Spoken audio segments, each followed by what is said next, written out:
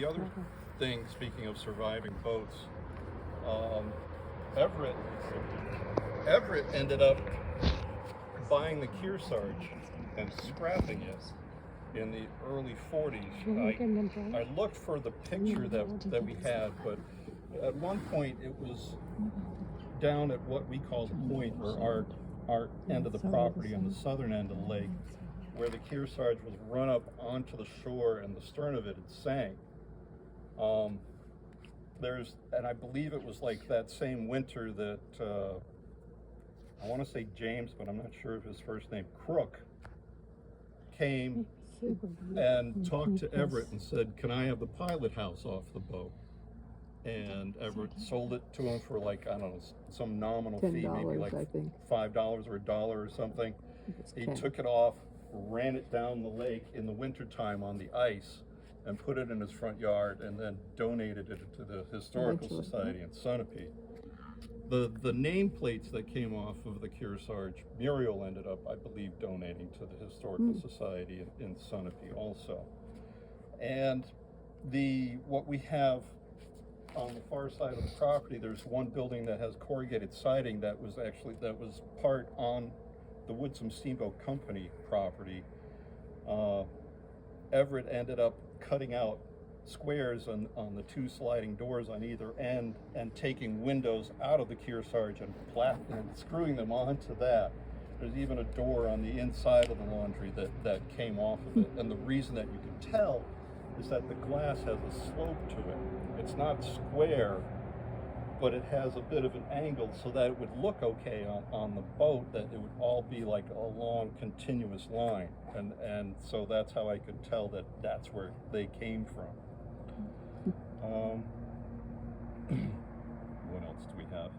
There are a few pictures of more railroad stuff.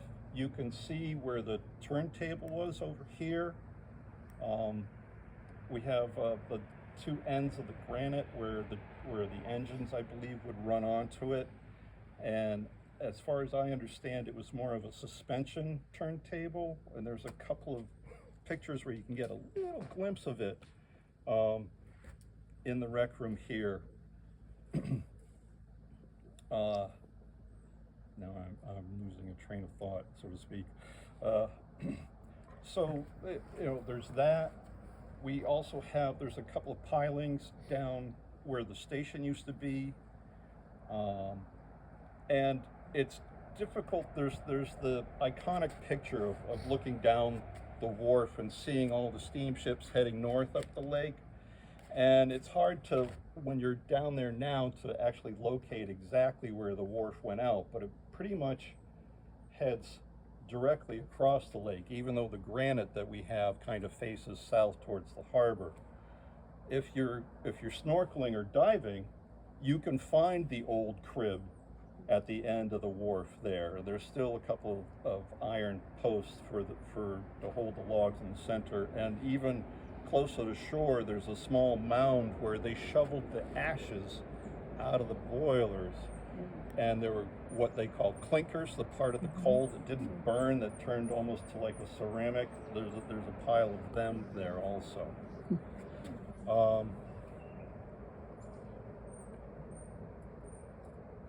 So I'm back on the railroad. I'll move ahead a little bit more. Muriel was married to, ended up marrying a man named Gene Guile, and they got together because of the dance hall.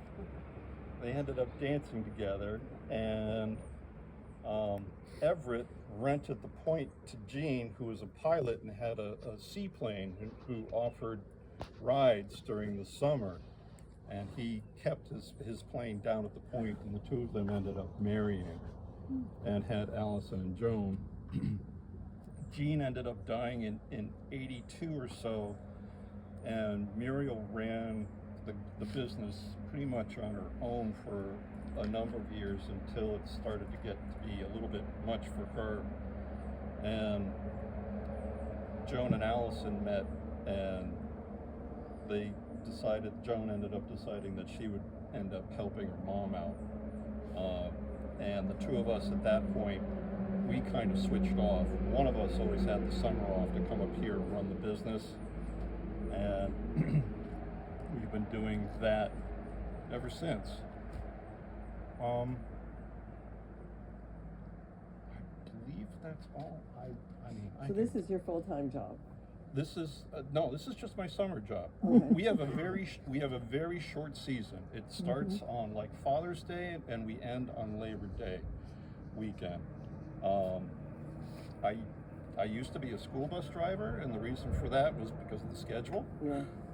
It gave me the summers off where I could work here. Now this is my second year being retired from it. I do this in the summer, and in the wintertime I've been working at the mountain. I've been at the mountain since '08 when I first moved up here. I moved up here so that my daughter could get in-state tuition at UNH. No, it's the rule. You have to one parent has to be a resident. So I followed that, and it worked out well that I was around to do more work here. And my wife Joan was kind enough to stay in Massachusetts and work for the VA in Boston. She had a heck of a commute from Taunton into Boston, but that allowed us benefits and a fairly decent living for her, and we ended up just keep going from there. Talk to us about who rents these cabins and how often, how many years they might have been here, or what happens now.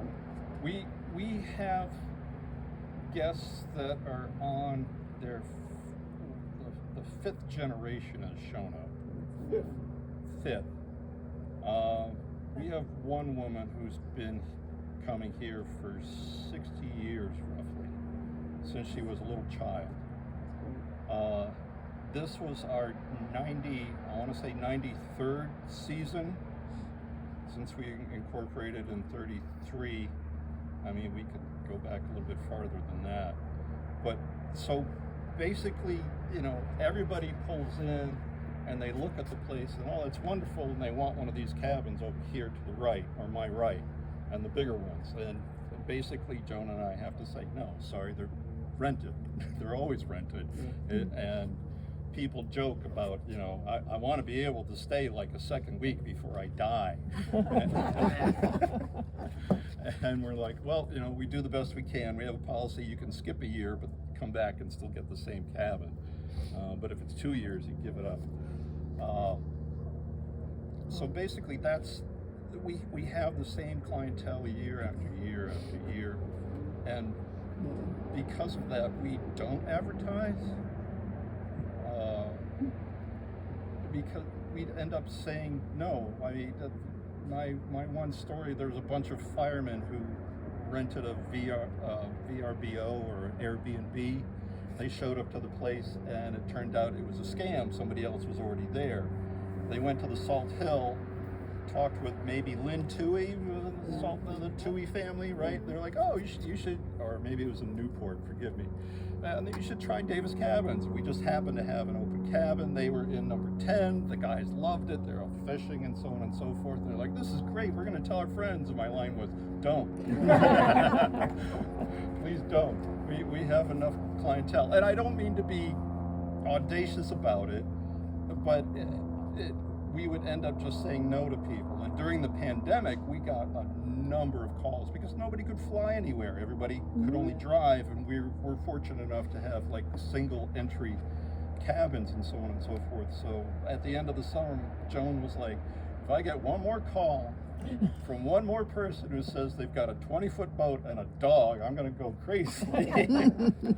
But we ended up having a number of people during the pandemic because of that. But it was nip and tuck because we did not know that we were going to open all the way up until like the end of May. And finally things turned out that we could run the business with distance and so on and so forth. How many cabins? We have 16 cabins altogether. We used to have 17 for the one across the road. But what we ended up doing, Gene and Muriel built a house to the right, it was a 2-bedroom ranch that was made in the 50s and raised up and put on a concrete block foundation, kind of small. You know, it was of the time. When I first moved in there in '08, it had the green shag carpet, and every now and then I would stick my foot on one of Muriel's hairpins that she had left there. We needed to update once Joan retired, and so we swapped property. Gene was able to buy the railroad right-of-way beyond the cabins, and he sold one of the lots to Lucille, and they built that cottage, which is the first one down here to my right. They ended up keeping a piece of property in between that cottage and the business. Lucille had 17. We ended up swapping the properties, where we got cabin 17. She got the waterfront to put with the rest of her property over there.